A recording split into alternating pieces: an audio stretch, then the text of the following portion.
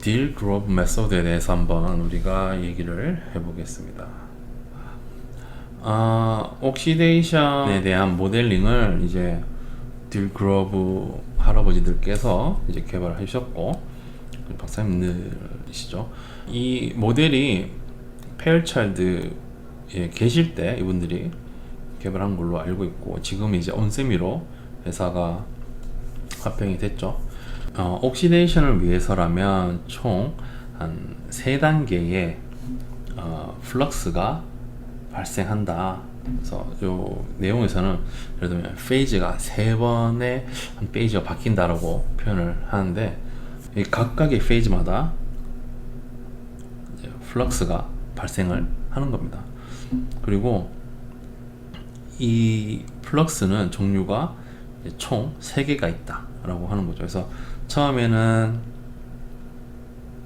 가스층에서 이 SIOT까지 도달할 때 여기에 이때의 플럭스, 그 다음에 SIOT를 통과할 때의 플럭스, 그 다음에 요 계면에서 만났을 때의 플럭스를 얘기하는 거고, 이 플럭스라는 개념은 뭐냐면 1초에 1cm by 1cm당 이 아톰들이 몇 개가 있는지를 얘기하는 겁니다. 그래서 그러면 이 아톰들의 몇 개가 있는지를 이 정의는 결국 이 각각에서 우리가 수식을 통해 또 알 수가 있거든요. 그거는 이제 다음 페이지에서 또 얘기를 좀 해보겠습니다. 플러스 3개가 이 상태가 이제 스테이블하다는 말은 결국 이 플러스의 3단계가 결국은 이꼬르가 되는 시점이다 라고 할 수가 있습니다.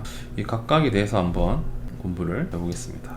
플럭스 1 같은 경우는 가스 상황에서 요 옥사이드로 넘어가는 시점, 그 다음에 앞서 말씀드린 것처럼 플럭스 2는 옥사이드 안을 통과하는 시점, 그 다음에 플럭스 3는 이 옥사이드에서 실리콘 넘어가는 이 시점이 되겠습니다.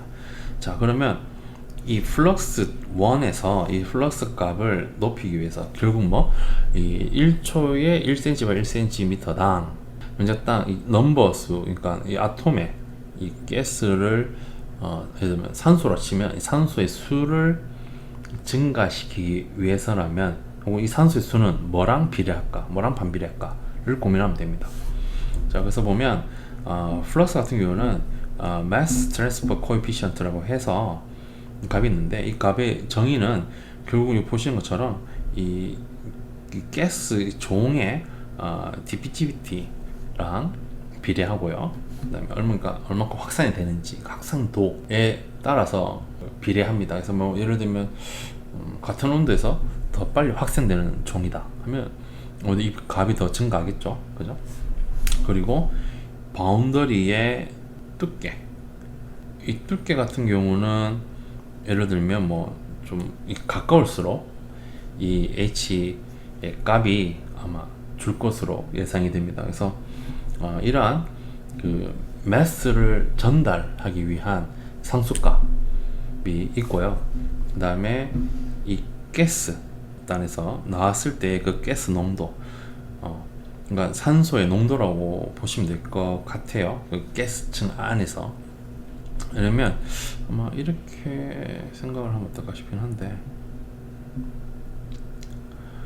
보통 옥시데이션을 이렇게 웨이퍼를 세워서 하거든요. 그래서 그러면 가스가 예를 들면 앞이든 뒤든 한 곳에서 이렇게 나와서 결국 이 가스가 이 실리콘 웨이퍼를 터치를 하게 된 케이스인데, 그때의 가스가 나올 때 이때의 가스의 농도, 그거를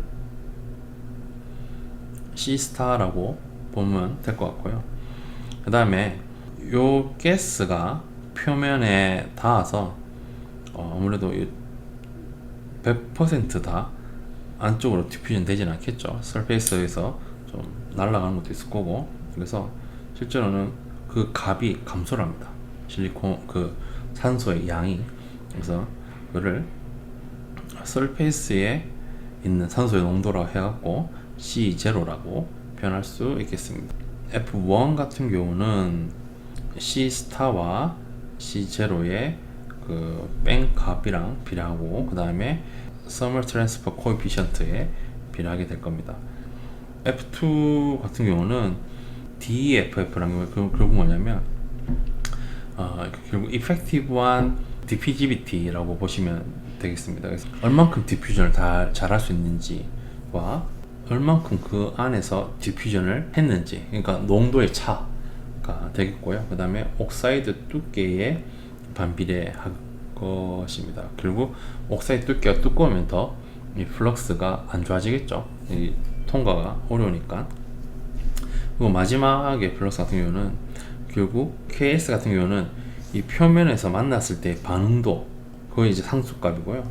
그 다음에 결국은 이 얘가 얼만큼 농도가 안쪽으로 디퓨전해서 이 실리콘과 만났는지를 나타내는 CI, 그래서 요 인터페이스에서의 산소 농도가 아무래도 키가 되겠습니다. 그래서 이 각각에 대해서 조금 우리가 얘기를 좀 해보면, 만약에 디퓨전 프로퍼티, 디퓨전이 잘 된다, 가스가, 그죠? 그러면 당연히 좋겠죠, 그죠? 만약에 두께가 얇다면, 가스층이랑 웨이퍼가 존재하는 이 두께가 얇다면, 그러면 당연히 디퓨전이 잘 되겠죠, 그죠? 만약에 산소라든지 H2O의 농도가 높다면, 당연히 요 값 자체가 높은 거니까, 그죠? 디퓨전을 잘 하겠죠, 그죠? 그도 좋으니 플럭스가 더 높겠죠, 그죠? 그리고 요 있는 것처럼 산소, 아무래도 이 C0 값은 표면에서도 반응을 할 거기 때문에 이 C0 값과 C 스타 값이 동일하다고는 말하기는 어려울 거예요, 그죠? 그래서 그 차가 결국은 요 F1에 대한 값을 결정을 할 겁니다. 자, 그러면 F2를 한번 볼까요? 이제 F2는 요 안에 있는 그 노란색 선 안에서의 어떤 그 플럭스를 말하는 건데, 가스를 사용한 가스, 산소가 디퓨전을 잘한다. 그러면 이 값 자체가 높은 거니까 좋은 거죠, 그죠? 그리고 만약에 농도가 높다, 옥사이드 안에서의 산소 농도가 높다면 이 값 자체가 높은 거니까, 그죠? 좋은 거고. 자, 요 값 보시면 이렇게 감소를 하잖아요. 그 이유는 뭐? 아무래도 요 옥사이드 안에서도 이 산소가 반응을 하다 보니까, 그죠? 하다 보니 산소의 농도가 감소될 수밖에 없습니다. 그래서 그 농도에 대해서 우리가 감소되는 것을 알면 좋을 것 같고, 자, 마지막으로는 보시면 그리고 요 인터페이스에서의 반응이거든요. 여기는 아무래도 첫 반응할 때 뭐 상수값이 높을수록 좋을 것 같고요. 그 다음에 여기서의 산소가 많이 들어오면 들어올수록 아무래도 여기 성장이 더 많이 될 것으로 우리가 예상을 할 수가 있습니다. 플럭스 1, 2, 3에 대해서 우리가 좀 정의를 해보면, 스테디 스테이트 상태가 플러스 1, 2, 3이 동일하다 라고 했잖아요. 자, 그때 CI 값에 대해서 한번 생각해 봅시다. 산소가 결국은 이 옥사이드를 뚫고 이 실리콘 표면까지 도달해야 되거든요. 그래서 그 상황을 한번 보면 수식은 이렇게 정의가 됩니다. 수식은 한번 이런 식으로 여러분들이 따라서 가보시기 바라고, 여기서 C0를 우리가 정리를 할 수 있고, 저는 여기다가 C0를 넣어서 다시 수식을 풀었어요. 그러고 나서 이 CI 값을 정의를 했거든요. 이 값에 대해서 한번 정리를 해보면 다음과 같습니다. C0, C0인 경우 C0가 0에 가깝다. 자, 그 말은 뭐냐면, 자, 결국 요 디퓨전, 요 D가 디퓨전이거든요. 디퓨전이 0에 가깝다는 의미가 됩니다. 왜냐면 여기서 보면 요 D, 그죠? 요 D, 이 D가 결국 뭡니까? diffusivity죠, 그죠? 확산도를 나타낸 거잖아요. 근데 이 값이 결국 0에 가깝다면, 자, 이 값 자체는 상당히 커지는 거죠. 그 말은 뭐? 이 I 이 인터페이스에 대한 농도는 0에 가까워집니다.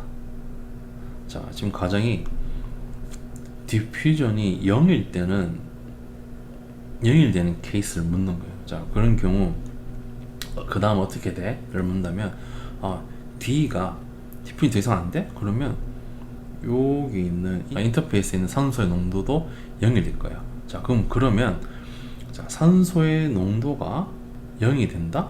그 말은 뭐? 결국 요 두 수식을 합쳤을 때 결국 KXCI는 G에 제로가 되는데 이 값이 0인 거란 소리잖아요, 그죠? 그러면 결국 뭐? 얘가 0이면 결국은 이 값도 어떻게 된다? 이 값이 얘랑 가까워지는 거죠. 그러면 얘가 0이니까 C스타에 마이너스 G에 C0고 어차피 이 값 옆으로 넘겨버리면, 그죠? 그리고 나서 땡땡 없어버리면 결국 C스타와 C0는 0이 되는 거니까 결국 뭐? 자, 정리를 해보면 디퓨전이 잘 안 돼? 그러면 디퓨전이 잘 안 된다는 말은 여기 있는 이 실리콘의 이 표면의 농도도 0이 될 거야. 자, 그럼 그 경우는 이 실리콘의 계면의 농도가 0이란 말은 결국 SiO2의 농도 그리고 산소의 농도는 결국 뭐랑 비슷해? 내가 틀어준 가스의 양하고 결국 비슷해질 거야. 이 경우가 언제나는 말은 결국은 옥사이드 두께가, 얘가 옥사이드 두께거든요. 옥사이드 두께가 두꺼워지면 디퓨전은 잘 안 돼. 인터페이스의 산소 농도가 제로라면 옥사이드의 표면의 농도는 거기 있는 산소의 농도와 거의 비슷해진다라는 의미입니다. 그 말은 처음에는 옥사이드 두께가 얇을 때는 실리콘 계면에 산소가 잘 도달해서 SiO2가 자랄 겁니다. 근데 이 SiO2가 어느 정도 자라다 보면 더 이상 통과가 힘들겠죠. 그럼 어떻게 된다? 이 실리콘에 산소가 잘 도달하지 못할 경우는 결국 그 두께에서 산소가 잘 도달하지 못하니 결국은 성장이 잘 안 될 거야 라는 것을 얘기합니다. 결국은 성장되는 그래프가 리니얼하지 못하고 결국 다른 기울기를 또 갖는다는 소리예요. SiO2 같은 경우는, 그러니까 옥시데이션 같은 경우는 성장 레이시오가 달라집니다. 시간이 갈수록 성장이 잘 안 되는, 성장 속도가 두께가 증가할수록, 혹은 성장 속도는 성장 시간이 증가할수록 성장 속도는 줄어든다 라고 생각하시면 됩니다. 다른 수업에서는 이 딜 그로브에 대한 수식 정의를 좀 하고, 딜 그로브 모델을 이용을 하면 그럼 몇 도일 때 내가 두께를 얼마를 갖고 싶다 그러면 시간 얼마 쓰면 돼요 라는 식으로 계산을 또 할 수가 있거든요. 그래서 그걸 많이 쓰긴 하는데 수식을 좀 다르게 좀 보면 이런 식으로 우리가 왜 시간이 갈수록 성장 두께가 감소하는지를 또 알 수 있습니다. 그래서 좀 다르게 해석을 해봤다고 생각할 수 있겠네요. 딜 그로브 그 모델에 대해서 설명을 드렸고, 다음은 더번트 리디스트리뷰션에 대해서 한번 설명해 보겠습니다.